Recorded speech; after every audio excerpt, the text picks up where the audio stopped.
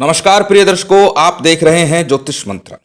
प्रिय दर्शकों, अक्सर एक प्रश्न बार बार पूछा जाता है और अनेकों बार इस प्रश्न को पूछा जा चुका है कि पहले हमें शक्ति का आभास होता था, शक्ति आती थी हम पर, देवी का असर आता था, देवी हमें बताती थी, या हनुमान जी महाराज की शक्ति का आभास हो गया था, उनके द्वारा मैं कार्य करने लग रहा था, चौकी दरबार लगा रहा था।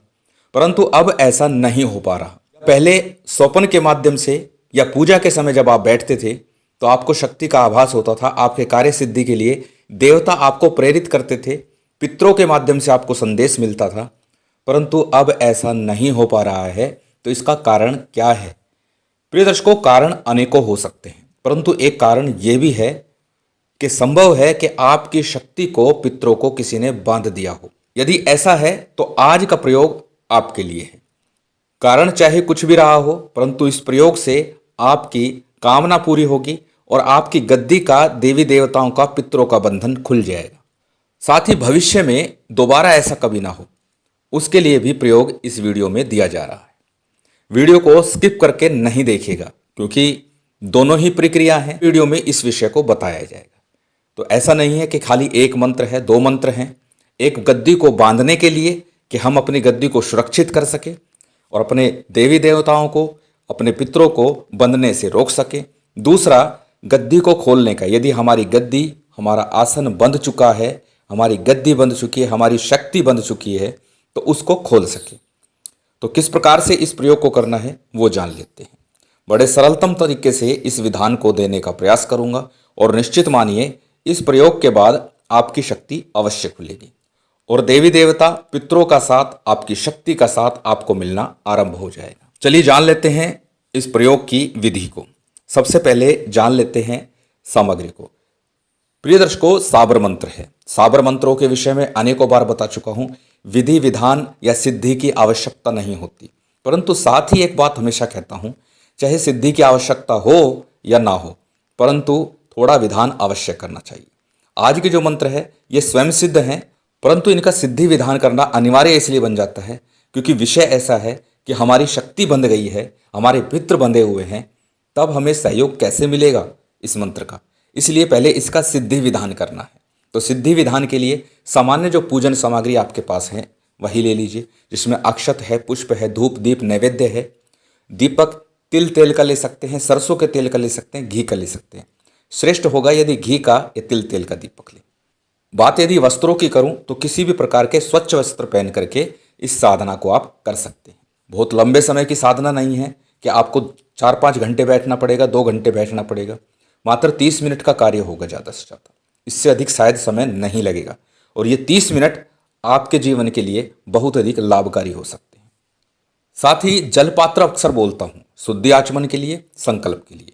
एक जलपात्र हमेशा जब भी पूजन करें रखना ही चाहिए। चाहे सामान्य पूजन प्रातः संध्या समय जो घर में करते हैं, तब भी पूजा घर में एक जल का पात्र हमेशा ही होना चाहिए। बात यदि माला की करूं तो रुद्राक्ष की प्राण प्रतिष्ठित माला अनिवार्य है। बाकी पूजन सामग्री आपके पास हो या ना हो, परंतु प्राण प्रतिष्ठित माला अवश्य लीजिएगा। प्राण प्रतिष्ठा विधि मैं डाल चुका हूं, आप वहां से देख करके प्राण प्रतिष्ठा विधि संपन्न कर सकते हैं। अन्यथा नवरात्रि में मैं बहुत से लोगों के लिए प्राण प्रतिष्ठा यंत्र और माला का निर्माण करता हूं। यदि आप चाहें तो यंत्रों के लिए, माला के लिए मैसेज कर सकते हैं व्हाट्सएप नंबर पर और प्राप्त कर सकते हैं। चलिए जान लेते हैं अब साधना के विधि विधान को। इस साधना को शनिवार के दिन करना है। किसी भी शनिवार को आप आरंभ कर सकते हैं। शुक्ल पक्ष और कृष्ण पक्ष से कोई भेद नहीं पड़ता, कोई फर्क नहीं पड़ेगा। आप इस साधना को शनिवार के दिन आरंभ करें। यदि शनिवार के दिन नवमी तिथि हो या चतुर्दशी तिथि हो तो श्रेष्ठ है, अन्यथा शनिवार के दिन कोई भी दिन हो, अमावस्या हो तो भी उत्तम रहेगा। शनिवार के दिन इस साधना को आरंभ करना है। अब इस साधना को दोनों समय करना है आपको। दोनों समय आपको लगभग 30-30 मिनट का समय देना होगा, प्रातःकाल भी और संध्या काल भी। प्रातःकाल का जप मंत्र अनुष्ठान इसलिए है ताकि आपकी गद्दी भविष्य में, आपकी पूजा पाठ, आपके मंत्रों का जप या आपके देवी देवता भविष्य में कभी बंधे भी ना। प्रातःकाल का जप इसलिए। और संध्या काल का जप किस लिए? यदि आपकी गद्दी बंधी हुई है तो उसको आप खोल लें और भविष्य में भी कभी बंधन ना हो। इसलिए दोनों समय आपको लगभग 30-30 मिनट का समय इस साधना के लिए देना है। अब समय आप अपनी इच्छा से निश्चित कीजिए कि सुबह 5 बजे करेंगे, 4 बजे करेंगे या फिर 7 बजे करेंगे। ये बंधन नहीं है। चलिए अब आगे जानते हैं। तो जिस दिन भी साधना आरंभ करें, शनिवार के दिन आरंभ करनी है। तो प्रातःकाल सुबह जब आप साधना करेंगे तो सुबह का जो मंत्र है वो दक्षिण मुख होकर करना है। प्रातःकाल दक्षिण मुख होकर आसन पर बैठ जाइए, शुद्धि आचमन कीजिए। शुद्धि आचमन के बाद में संकल्प कीजिए। संकल्प में अपना नाम, अपना गोत्र, उस दिन का तिथिवार नक्षत्र बोलना है और बोलना है कि मेरी जो शक्तियां हैं, मेरी जो सिद्धियां हैं, वो सारी चारों तरफ से सुरक्षित हो जाएं, बंध जाएं, कोई उनके ऊपर घात ना कर सके, कोई उन्हें बांध ना सके। इस प्रकार का मन में भाव, इस प्रकार की बात संकल्प में आपको बोलनी है। संकल्प का जल गणेश जी पर या थाली पर अर्पित कर दीजिए। तत्पश्चात सबसे पहले गणेश जी का, गुरु का, कुलदेव, पितृदेव, स्थान देव इत्यादि का आपको पूजन करना है और उसके बाद श्री हनुमान जी महाराज का पूजन यहाँ पर आपको करना है। दक्षिण मुख होकर हनुमान जी महाराज की आराधना आपको करनी है। जब आपका पूजन संपन्न हो जाए, जो भी नैवेद्य पूजन सामग्री आपके पास है उसी से पंचोपचार रीति से, अष्टोपचार रीति से या षोडशोपचार जितना आप कर सके पूजन कीजिए। इसके बाद में एक माला गुरु मंत्र की, एक माला गणेश मंत्र की, जो अक्सर बताता हूँ। यदि आपके गुरु नहीं हैं तो ओम नमः शिवाय का जप कर सकते हैं या हमारे गुरुदेव द्वारा दिया गया सार्वभौमिक गुरु मंत्र ओम परम तत्वाय नारायणाय गुरुभ्यो नमः का जप कर सकते हैं। अथवा अक्सर बताता हूँ कि अपने इष्ट मंत्र का जप भी कर सकते हैं। और साथ ही जब भी साबर मंत्रों की बात आए तो साबर सिद्धि मंत्र या महासाबरी मंत्र में से किसी एक का 11 बार जप अवश्य कर लीजिए। इस मंत्र के जपने से आपके मंत्रों की शक्ति बढ़ती है और साथ ही आपकी साधना सिद्धि की सफलता निश्चित हो जाती है। अब आपको प्रातःकाल एक माला गणेश मंत्र की और एक माला गुरु मंत्र की करनी है और साथ ही 3 माला इस मंत्र की करनी है। मंत्र आपकी स्क्रीन पर है। इस मंत्र के आपको 3 माला का जप करना है। मंत्र अत्यंत सरल है, छोटा सा मंत्र है और 3 माला में आपको बहुत अधिक समय नहीं लगेगा। पहले दिन ही आपको पूजन विधान करना है। उसके बाद अक्सर बताता हूँ, सिर्फ शुद्धि आचमन करके, दीपक प्रज्वलित करके जप आरंभ कर सकते हैं। यदि पूजन सामग्री से आप पूजन करना चाहें तो बहुत अच्छा, अन्यथा इतना ही पर्याप्त है। मंत्र एक बार बोल करके मैं बता देता हूँ। मंत्र इस प्रकार है। आसन बांधू, बासन बांधू, बांधू अपनी काया, चारी खूट धरती के बांधू, हनुमत तोर दुहाई। आसन बांधू, बासन बांधू, बांधू अपनी काया, चारी खूट धरती के बांधू, हनुमत तोर दुहाई। सरल सा मंत्र है। इस मंत्र की 3 माला आपको करनी है। एक माला गणेश मंत्र की, एक माला गुरु मंत्र की और 3 माला इस मंत्र की। कुल मिलाकर प्रातःकाल 5 माला का जप आपका हो जाएगा और 5 माला में 30 मिनट से ज़्यादा का समय बिल्कुल भी नहीं लगेगा। अब जानते हैं दूसरा विधान। संध्या काल में क्या करना है। संध्या काल में उत्तर मुख होकर आपको पूजा करनी है। हनुमान जी महाराज की पूजा उत्तर मुख होकर करनी है। प्रिय दर्शकों, इसके लिए यदि आपका दरबार उत्तर में लगा हुआ है, पूर्व में लगा हुआ है, कहीं भी लगा हुआ है, लेकिन जप के समय आपका मुख उत्तर, दक्षिण जिस दिशा में बताया जा रहा है उस दिशा में होना चाहिए। यदि आपका दरबार पूर्व में है तो उत्तर और दक्षिण में बड़ी सरलता से आप मुख कर लेंगे, कोई आपको दिक्कत नहीं आएगी।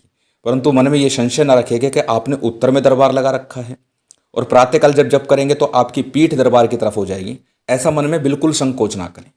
या फिर अगर मन में इस तरह के भाव या संकोच आता है तो अलग से ही चौकी के ऊपर, पट्टे के ऊपर दीपक लगा करके आप जप कर सकते हैं। अब संध्या काल में उसी प्रकार सामान्य सा पूजन हनुमान जी महाराज का, गणेश जी का, कुलदेव, पितृदेव, स्थान देव, भैरव जी का कर लीजिए और उसके बाद में एक माला गणेश मंत्र की, एक माला गुरु मंत्र की और फिर 3 माला इस मंत्र की आपको करनी है। मंत्र को एक बार बोल के दिखा देता हूँ। मंत्र आपकी स्क्रीन पर है। आसन खोलूं, बासन खोलूं, खोलूं अपनी काया, तेरे गुरु का दाना खोलूं, चारी योग से पाया, हनुमत तोर दुहाई। आसन खोलूं, बासन खोलूं, खोलूं अपनी काया, तेरे गुरु का दाना खोलूं, चारी योग से पाया, हनुमत तोर दुहाई। दोनों मंत्र अत्यंत सरल है। बड़ी सरलता से आप इन मंत्रों का जप कर सकते हैं। अब इसमें भी 3 माला संध्या काल में, एक माला गणेश मंत्र, एक माला गुरु मंत्र और 3 माला इस मंत्र की आपको करनी है। कहने का तात्पर्य 5 माला का जप आपका सुबह हो जाएगा, 5 माला संध्या काल में। इस प्रकार ये साधना शनिवार से आरंभ करके 21 दिन तक आपको लगातार करनी है। 21 दिन के अंतराल में जब भी शनिवार आएगा आपको एक प्रयोग करना है। यदि आपकी शक्ति बंधी हुई नहीं है तब आपको यह प्रयोग करने की आवश्यकता नहीं है। यदि आपकी शक्ति बंध चुकी है, आपके पास शक्ति आती थी, आपकी चौकी दरबार लगाते थे, सारे कार्य आप करते थे, अब नहीं कर पा रहे, उस परिस्थिति में आपको यह प्रयोग करना है। अब करना क्या है, आपको एक छोटा सा लाल वस्त्र लेना है। जितने भी शनिवार आएंगे, पहला शनिवार जिस दिन आप साधना आरंभ करेंगे उस दिन भी करना है और उसके बाद भी जितने भी शनिवार आएंगे तब ये करना है।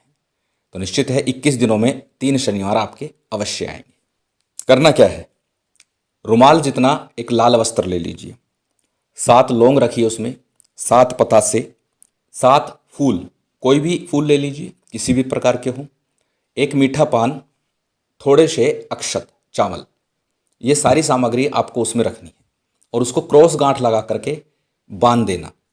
लेकिन बांधने से पहले उसे अपने ऊपर से 7 बार एंटी क्लॉक यानी कि वारनी है और वारने के बाद उसे क्रॉस करके बांध देना।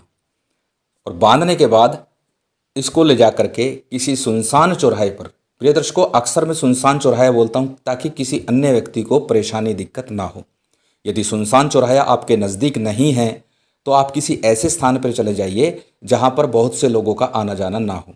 वहाँ पर अपनी मध्यमा और अनामिका उंगली से चौराहे का निर्माण कीजिए, यानी वहाँ पर उंगलियों से ही लकीर खींचकर एक चौराहे नुमा बना दीजिए और उसके ऊपर वो सामग्री आपको रख देनी है। थोड़ा सा जल लेकर के जाइएगा उसको बंधन करने के लिए और वहाँ रख करके इस पूरी सामग्री को चारों तरफ जल डाल दीजिए, प्रणाम करके आ जाइए।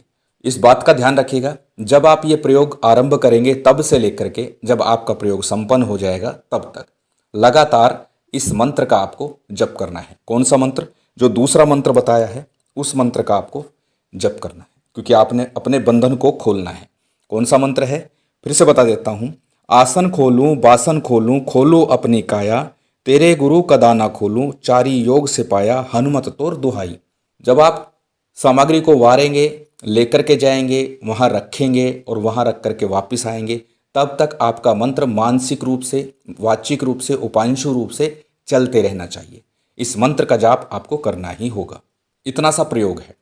मंत्र जाप से ही आपके बंधन खुलने लगेंगे। इस प्रयोग के बाद बंधन पूरी तरह खुल करके दोबारा बंधेंगे भी नहीं। अब जानते हैं कि प्रयोग क्या है जिससे कि भविष्य में बंधन ना हो। जब भी आप पूजन करने बैठें, अपनी चौकी पर बैठें, गद्दी पर बैठें, दरबार में जहाँ भी आप गद्दी लगाते हैं वहाँ बैठें, जब गद्दी लगाने लगे, दीपक प्रज्वलित आदि करने के पश्चात में पहला जो मंत्र है बांधने का, उसको आपको 21 बार मंत्र का उच्चारण करना है दाहिने हाथ में जल लेकर के, और फिर जल अपने ऊपर और अपने जो दरबार है उसके ऊपर छिड़क देना है। इतना करना है। और जब आपका मंत्र जाप पूरा हो जाए, पूजा पाठ पूरी हो जाए या आप गद्दी से उठ रहे हैं, उस समय पुनः गद्दी खोलने का मंत्र बोलिए 21 बार और फिर जल छिड़किए और फिर आसन को प्रणाम करके उठ जाइए। इस प्रकार यदि करते हैं तो भविष्य में कभी गद्दी का बंधन होगा भी नहीं। हनुमान जी महाराज की विशेष कृपा आप लोगों पर बनी रहेगी और यदि उनकी कृपा हो जाए तो बंधन किसी प्रकार का हो नहीं सकता, हर प्रकार के बंधन खुल जाते हैं। बड़ा सरल प्रयोग है, सरलता से आप इसे कर लेंगे। साथ ही इस बात का ध्यान रखिएगा, जो वारने वाला कार्य है साधना काल में 3 शनिवार आएंगे, इसके बाद भी 2 शनिवार और करने हैं। यदि चाहें फिर भी आपको लगे थोड़ा प्रभाव रह गया है तो इसे 7 शनिवार कीजिए। इसके बाद करने की आवश्यकता निश्चित तौर पर नहीं होगी। वैसे तो 3 शनिवार में ही आपके सारे बंधन खुल जाएंगे। श्री हनुमान जी महाराज की विशेष कृपा आप सभी पर बनी रहे, महामाई की विशेष कृपा बनी रहे, यही कामना है। और उम्मीद करता हूँ आज की ये जानकारी, ये वीडियो आपको अच्छी लगी होगी। यदि अच्छी लगी हो तो कृपया लाइक कीजिएगा, शेयर कीजिएगा। यदि चैनल पर नए हैं तो सब्सक्राइब कर बेल आइकन बटन दबा दीजिएगा। जय माता दी, जय श्री राम।